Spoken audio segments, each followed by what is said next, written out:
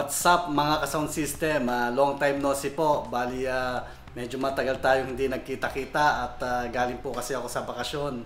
Kakabalik ko lang po nitong August 1. Yan, nagbakasyon po tayo. So far so good naman yung ating bakasyon. At least kahit papano nakapag-unwind tayo at nakasama natin yung ating pamilya.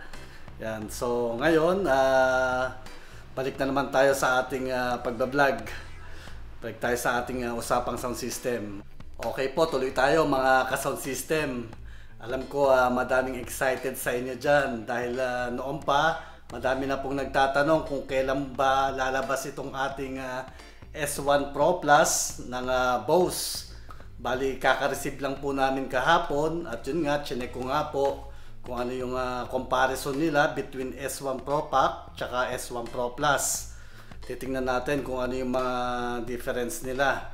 Tsaka yung mga dinagdag nilang features dito sa ating bagong S1 Pro Plus. Alam ko may mga dinagdag sila dito. Okay? So, i-check natin yan. So, let's go mga ka-sound system. Umpisahan na natin. Okay, mga ka-sound system. Ito yung ating bagong S1 Pro Plus ng Bose. So, bali ito yung box niya. Yan po.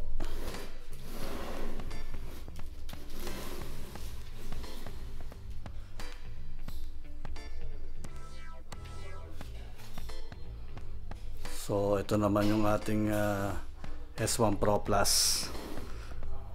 Yan, so mapapansin nyo iba na po yung design nya dun sa ating naunang S1 Pro Pack. Yan. So ito yung side nya.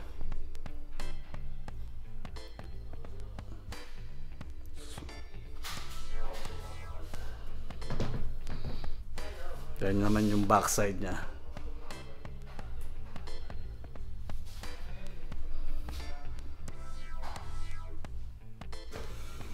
So as you see po mga ka-sound system, yung design niya po medyo curve na po. Yan. Yan po yung ating bagong S1 Pro Plus.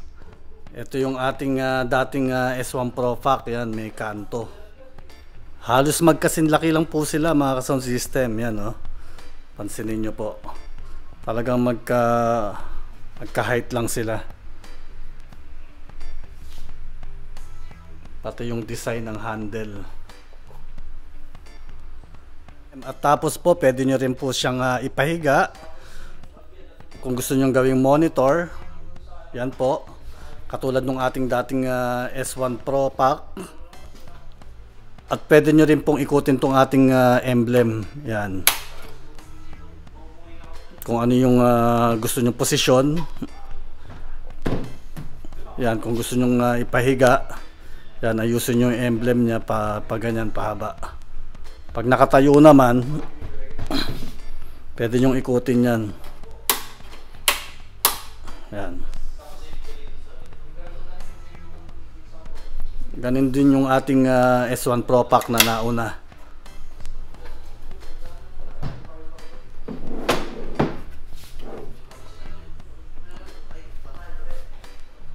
So ito yung ating naunang S1 Pro Pack. Pwedeng pa-side din, pwedeng gamitin nyo rin as a monitor.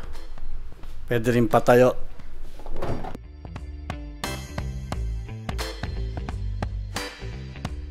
Ngayon check naman natin yung layout ng mixer niya. Ito yung ating S1 Pro Pack, yung naunang labas.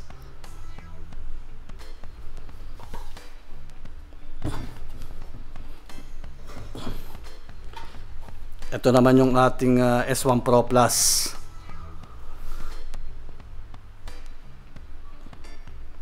Mapapansin nyo po itong ating S1 Pro Pack, analog po yung layout ng mixer nya. Yan po. Ito yung gain natin ng bawat channel. So dito po sa ating S1 Pro Plus, bali yung layout nya ginaya po sa sa ating L1 Pro. Yung mga L1 Pro natin, ganito po kasi yung mga knob niya, yung mga gain niya, dun po ginaya. Tapos universal din po yung ating mga inputs. Yan po. Pwedeng XLR, pwede ring TS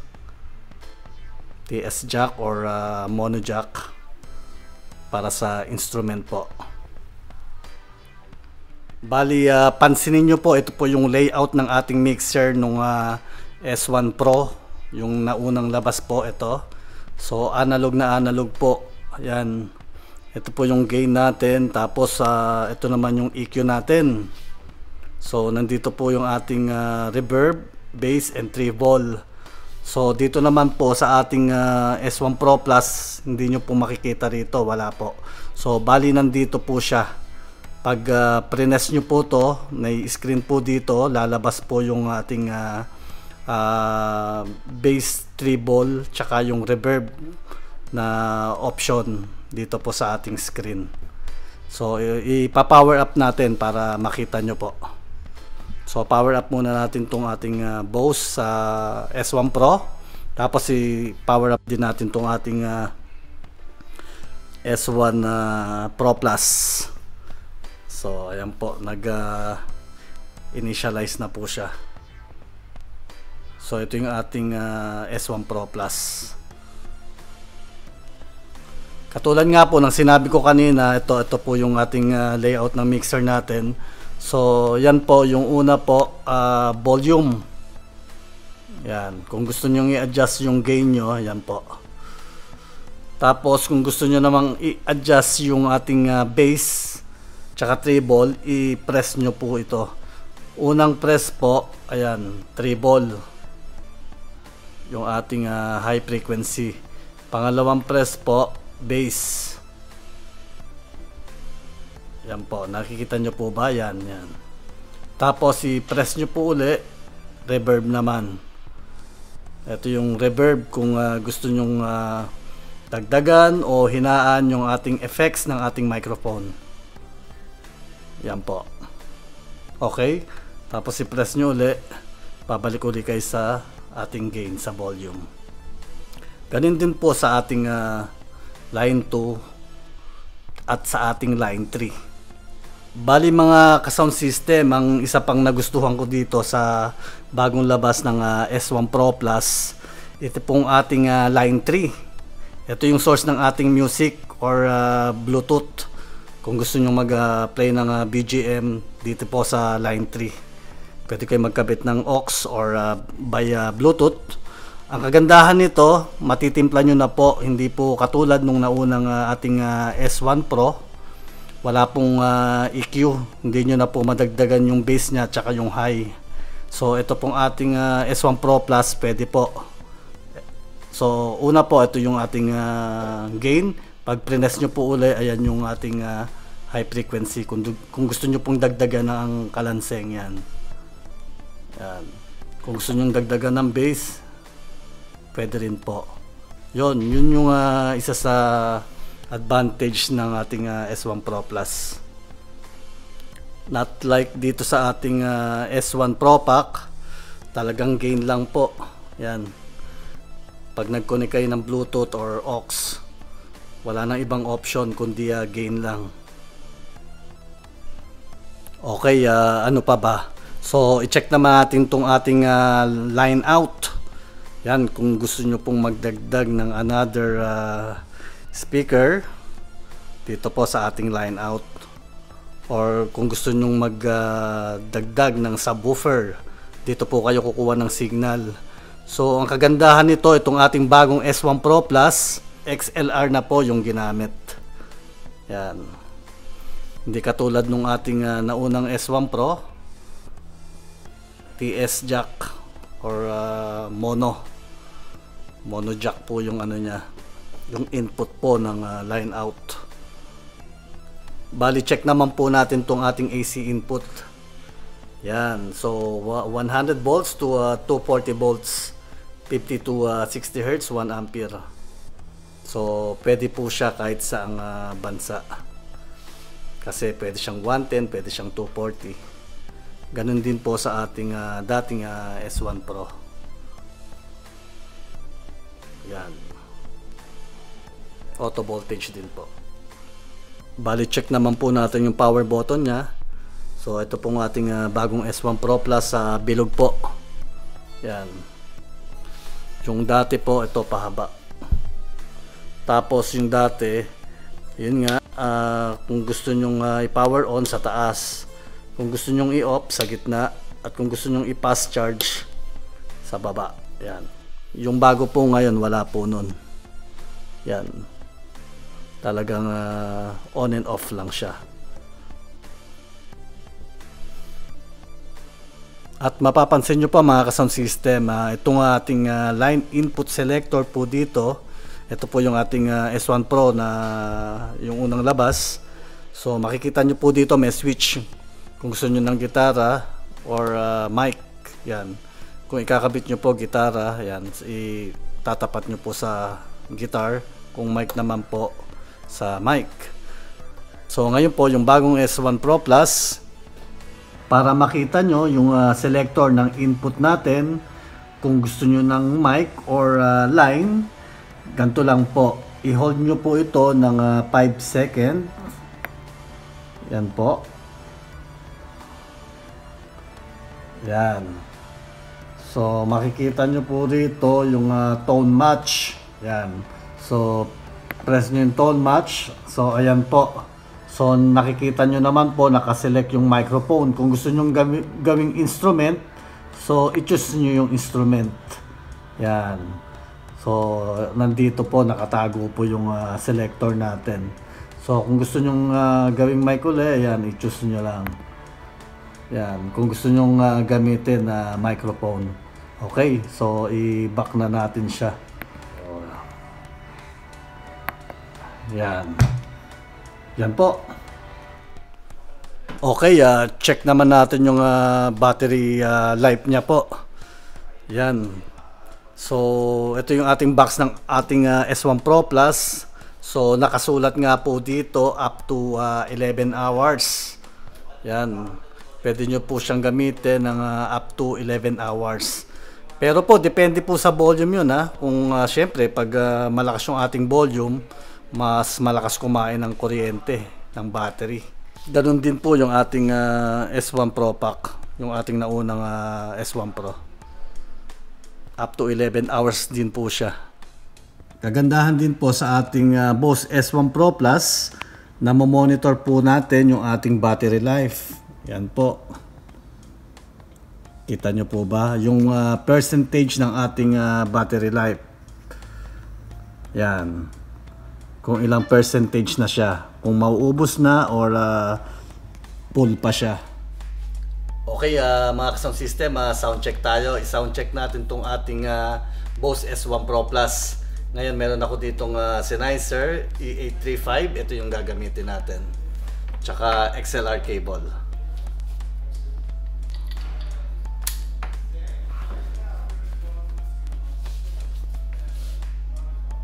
Kabit natin sa line 1. Okay. Okay, mga ka-sound system, ngayon i-test natin tong ating mic nang naka-flat lang para makita talaga natin yung clarity nitong ating Bose S1 Pro Plus. Then after that, lalagyan natin ng reverb. Okay?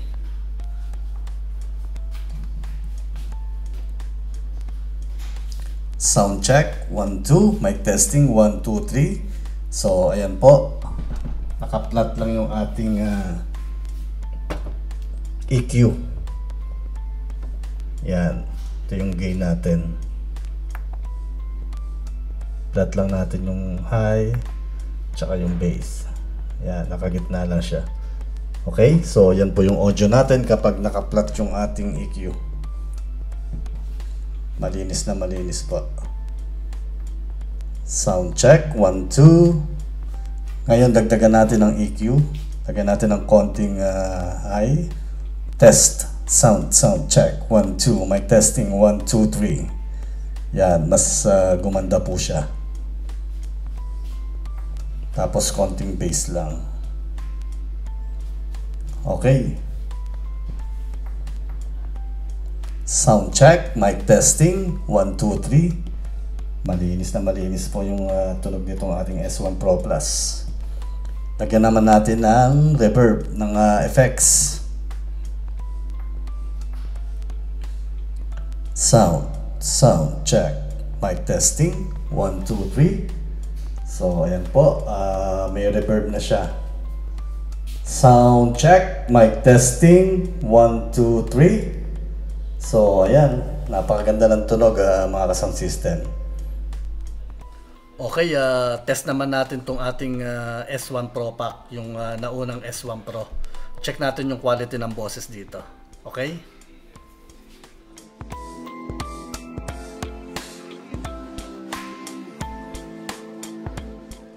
Sound check, 1, 2, mic testing.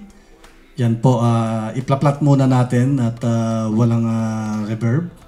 So, ayan po yung boses natin kapag naka-plat. 1, 2, mic testing, 1, 2, 3. At pwede nyo rin pong i-adjust dito analog kung gusto nyo pong dagdagan ng kalanseng. Yan, test, sound check, 1, 2, test. Or dagdagan ng bass. Yan, bass. Sound check. So, yan po yung tunog ng ating S1 Pro Pack. Ganun din, both naman silang clarity pagdating sa boses po. Talagang napakalinis po ng boses. So, lagyan natin ng reverb.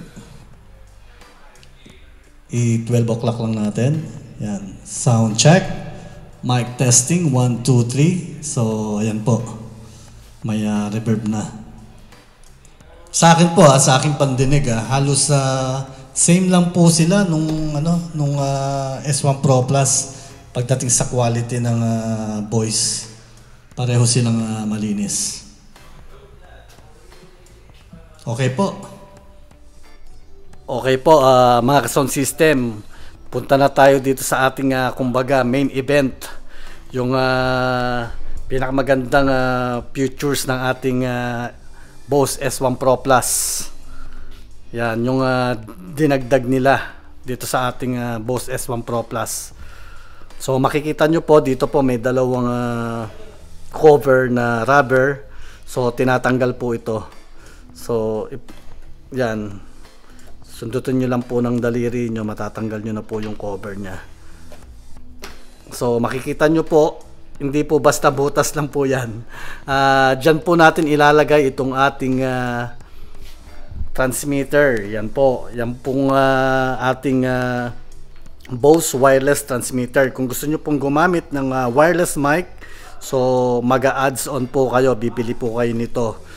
Tapos hindi lang po yan, may isa pa pong dinagdag.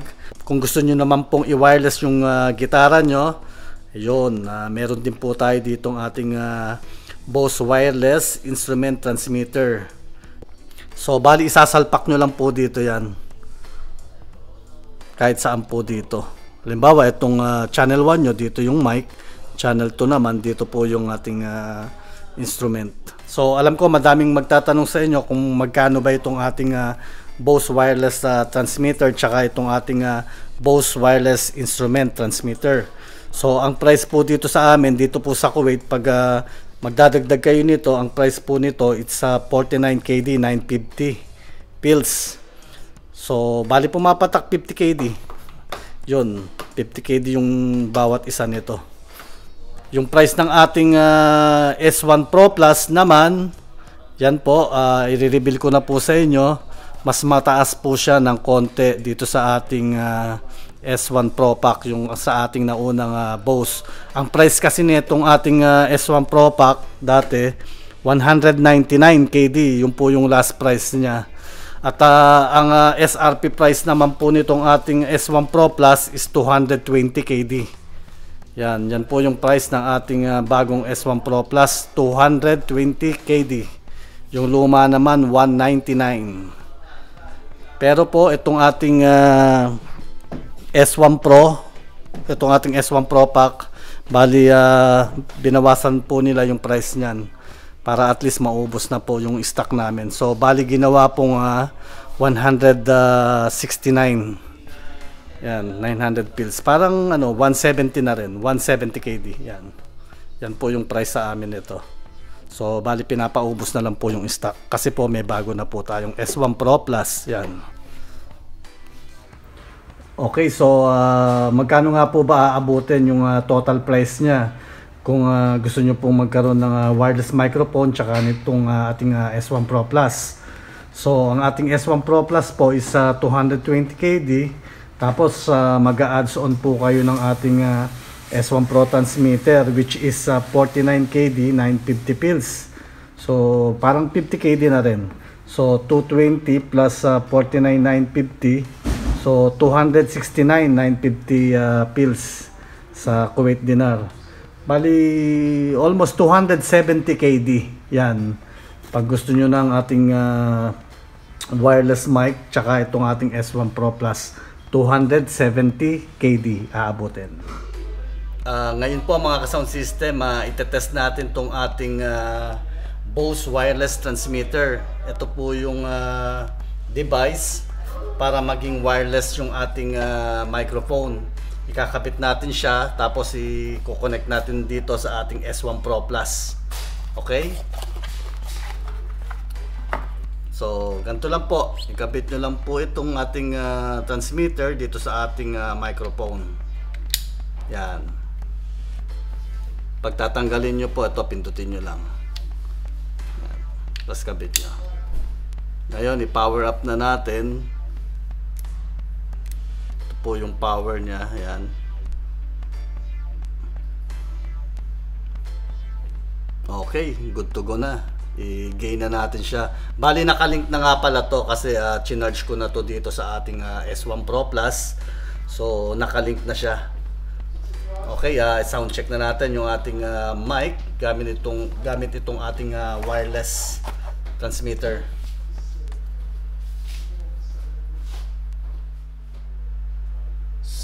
Sound check, mic testing, 1 2 3. So, ayan po, napakaganda ng signal. Wala pong hissing sound or pag-cut ng mic natin. So, try natin lumayo. Sound check, mic 1 2 3. Sound testing, mic check. So, loud and clear. Sound check, mic 1 2. Mic testing. Hello, 1 2 3, sound check. So, loud and clear. Wala pong pag-drop ng signal. Digital po kasi to. Okay, lagyan natin ng konting reverb. Mic check. Test. Hey, sound check. Nagbabounce po kasi yung tunog kasi malapit to sa wall. Sound check. 1 2. Yan. So, ito po yung ating wireless transmitter ng Bose. So, mga sound system, kung gusto nyo nga palang i-mute, ito yung mute button natin. Yan po. Press nyo lang siya. Yan, magble-blink yan. Ibig sabihin na nakakat yung audio natin, yung mic natin. Yan, naka-mute po. Kung gusto nyo i-on uli, press nyo lang. Yan, naka-steady na yung ilaw niya. Yan yung blue. So, okay na uli. Naka-power on na uli siya. Sound check, mic testing, 1 2. Yan. So, ito lang po muna yung itetest natin. Pero, meron din po siyang transmitter para sa gitara. Hindi ko na po i-demo yun kasi wala pa kaming bukas na piraso nun. Kasi bawal buksan pag bago po. So, ngayon mga ka-sound system, kung gusto nyo nga po palang i-charge to, so ilagay nyo lang siya dito. Ito po. Katulad ng sinabi ko sa inyo kanina, may butas ditong dalawa. Kahit saan po dito, pwede nyong i-charge to, ilagay. Depende sa line kung saan nyo gustong gamitin. Kung gusto nyo dito ilagay yung mic or dito yung sa gitara, bahala po kayo. So, dito natin siya i-charge. Yan. So, yan po yung purpose nyan. Tapos dito yung isa. Kung meron kayong guitar transmitter, dito nyo naman ilagay. Okay? So, ganun lang po. At one thing po mga ka-sound system, regarding naman po sa ating Bose application or Bose apps. Ano ba yung ating Bose apps na gagamitin dito sa ating bagong S1 Pro Plus? Ito pong ating Bose S1 Pro Plus, bali yung apps niya po, Bose Music na po. Yan. Bose Music. Not like dito sa ating S1 Pro Pack, yung nauna nating S1 Pro. Ang application po nito sa ating mobile apps is Bose Connect. So magkaiba po sila. Ito pong luma is Bose Connect. Ito pong bago is Bose Music. Tanong po, pwede bang i-link sila sa bawat isa? Itong ating bagong S1 Pro Plus at itong ating S1 Pro Pack. Pwede po. So yan po, sasagutin ko na po, pwede po. Pero ang magiging master nyo po, itong ating Bose Music. Magiging slave lang po itong ating S1 Pro Pack. So from the apps, i-add nyo lang itong ating S1 Pro Pack, itong ating lumang S1 Pro. Bubuksan nyo po sa apps niya yung Bose Music, tapos mag-a-add kayo ng device doon, i-add nyo po itong luma. Yun po. Okay po mga ka-sound system, hanggang dito na lang po muna tayong muli. At sana po nagustuhan nyo itong ating review ng ating S1 Pro Plus. Sana po ay may natutunan po tayo at nagustuhan nyo po itong ating review. At sa mga nagbabalak pong bumili ng S1 Pro Plus at S1 Pro, sana makatulong ito sa inyo. Hanggang dito na lang po. Muli ito si DJ Rag. At sa mga bago po sa aking channel, baka naman pakisubscribe naman po tayo. Sa mga may hilig sa Pro Audio dyan, kung nagustuhan nyo ito, paki-like and share po. Maraming salamat po and God bless po. Thank you.